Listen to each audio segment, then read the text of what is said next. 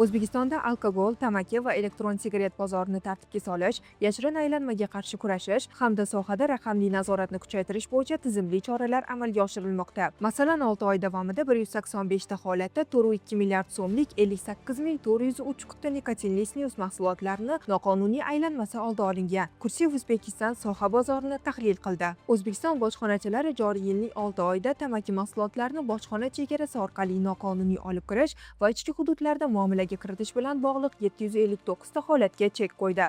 Bu haqda Kursiv Uzbekistanga bojxona qo'mitasi matbuot kotibi Husan Tangriyev ma'lum qildi. Uning so'zlariga ko'ra, bunday harakatlar ancha miqdorda yoki ma'muriy jazo qo'llanilgandan keyin takroran sodir etilsa, bazaviy hisoblash miqdorining 300 baravardan 500 baravarigacha jarima, 2 yildan 3 yilgacha axloq tuzatish ishlari, 3 yildan 5 yilgacha ozodlikni cheklash yoki shu muddatdan ozodlikdan mahrum qilish bilan jazolanishi mumkin. Raqamlarga ko'ra, respublikamiz bojxonachilari tomonidan joriy yilning 6 oyi davomida tamaki mahsulotlarini bojxona chegarasi orqali noqonuniy ravishda olib kirish va ichki hududlarda muomalaga kiritish bilan bog'liq 759 ta holatga chek qo'yilgan. Natijada qiymati 48,5 milliard so'mlik tamaki mahsulotlari olib qo'yilgan, deya qayd etadi Tangriyev. Shuningdek, 185 ta holatda 4,2 milliard so'mlik 58,403 quti nikotinli snus mahsulotlarini noqonuniy aylanmasi oldi olingan. Mazkur holatlarning 140 tasi bo'yicha ma'muriy huquqbuzarlik to'g'risidagi ishlar yuritilib, sud organlariga yuborilgan. 20 ta holatda Jinoyat kodeksining 186 birinchi moddasi, yana 2 ta holatda esa 182 moddasi bilan jinoyat ishlari qo'zg'atilgan. Tahlillarga ko'ra, nikotinli paketlar, ya'ni snuslarning O'zbekistonga noqonuniy olib kirishga urinishlarining asosiy qismi Toshkent xalqaro aeroportida qayd etilgan. Yil boshidan buyon poytaxt aeroportida aniqlangan 122 ta holatda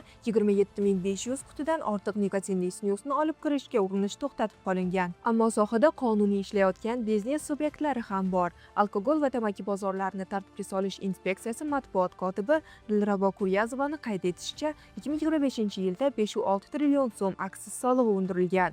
Bu avvalgi yilga nisbatan 6% yoki 305 milliard so'mga ko'p. 2025-yilda alkogol mahsulotlarini ishlab chiqarish hajmi 5% ga oshgan. Joriy yilning yanvar-may oylarida aksiz solig'idan tushgan tushumlar o'tgan yilning mos davriga nisbatan 16% ga ko'p undirilgan. Tamaki mahsulotlarining yashirincha aylanmasi esa sezilarli qisqargan. Xususan 2024-yilda bu ko'rsatkich 19,6% dan 11,1% ga tushirilgan bo'lsa, 2025-yil yakunlariga ko'ra 7% gacha pasayishiga erishilgan. Bugungi kunda sohada 12,700 ta subyekt faoliyat yuritmoqda. Ularning 2 tasi tamaki, 6 tasi spirtli, 36 tasi alkogol va 7 tasi pivo mahsulotlarini ishlab chiqarish bilan shug'ullanadi. Shuningdek, 345 ta korxona ulgurji savdo, 12,300 ta korxona esa chakana savdo yo'nalishlarida ishlab kelmoqda. Sohani rivojlantirish va tartibga solish maqsadida inspeksiya tashabbusi bilan 3 ta hukumat qarori qabul qilindi. 3 ta qonun hamda 16 ta qarorga o'zgartirish va qo'shimchalar kiritildi. Ishlab chiqarishda xalqaro standartlarni joriy qilish uchun 5 ta yangi standart ishlab chiqildi. Yangi mahsulotlarni ishlab chiqarish bo'yicha 729 ta texnologik yo'riqnoma tasdiqlandi. Litsenziyalashga oid 267 ta murojaat ko'rib chiqildi.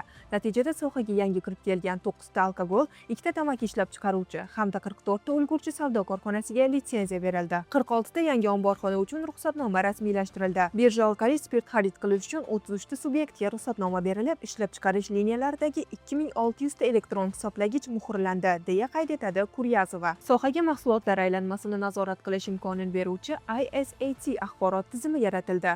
Mazkur tizim ishlab chiqarish jarayonida xomashyo, energiya va boshqa resurslar sarfini mahsulotning raqamli markirovka orqali realizatsiya qilinishini, litsenziya talablariga rioya etilishini hamda spirt tashuvchi transport vositalari harakatiga oid ma'lumotlarni avtomatik tahlil qiladi.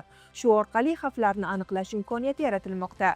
ISAT tizimi adliya, soliq, bojxona, kadastr asl belgisi, O'zGPS, tovar xomashyo birjasi, elektr va gaz ta'minoti idoralari axborot xizmatlari bilan irrigatsiya qilingan. Shuningdek, ishlab chiqaruvchi subyektlarning elektron hisoblagichlari, video kuzatuv uskunalari va spirt tashuvchi transport vositalaridagi GPS trekerlardan real vaqt rejimida ma'lumot olish yo'liga qo'yilgan. Yashirin aylanmaga qarshi kurashish yo'nalishida alkogol va tamaki bozorini tartibga solish inspeksiyasi departament bilan hamkorlikda tezkor va nazorat tadbirini o'tkazdi. Natijada 3100 ta noqonuniy faoliyatga barham berilgan. Iste'molga yaroqsiz hamda inson salomatligi uchun xavfli bo'lgan 76 milliard so'mlik alkogol va 89 milliard so'mlik tamaki mahsulotlari muomaladan olindi. Umumiy hisobda noqonuniy aylanmadan chiqarilgan mahsulotlar qiymati 165 milliard so'mni tashkil etadi. Birja savdolari orqali sotilayotgan spirtning maqsadli ishlatilishi ustidan kunlik nazorat o'rnatilgan. Korxonalarga realizatsiya qilingan 8,1 million dekalitr spirtning maqsadli ishlatilishi joyiga chiqqan holda o'rnatildi.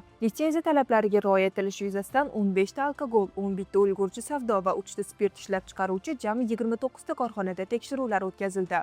Belgilangan talablarga rioya qilmagan 21 ta korxonaga nisbatan 8 milliard so'm moliyaviy jarima qo'llanildi. Iqtisod fanlari doktori To'lqin Boboqulovning fikricha, alkogol va tamaki bozorida xufiyona iqtisodiyotning yuqoriligi soliq yukini og'irligi bilan emas, asosan soliq to'lashdan bo'yin tovlash va noqonuniy aylanmani nazorat organlaridan yashirish bilan izohlanadi. Uning ta'kidlashicha, aksiz solig'i stavkalari yuqori bo'lsa-da, bu soliqni ishlab chiqaruvchilar emas, yakunda iste'molchilar to'laydi. Ushbu bozorda katta miqdordagi noqonuniy aylanma mavjud. Yashirin aylanma qisqarsa, byudjet tushumlari kamida 30% ga oshiriladi. Boboqulovning fikricha, noqonuniy alkogol va tamaki aylanmasi ustidan nazorat qat'iy bo'lishi kerak. Shu bilan birga hukumatda aksiz stavkalarini pasaytirish orqali legal mahsulotlar narxini tushirish imkoniyati ham mavjud.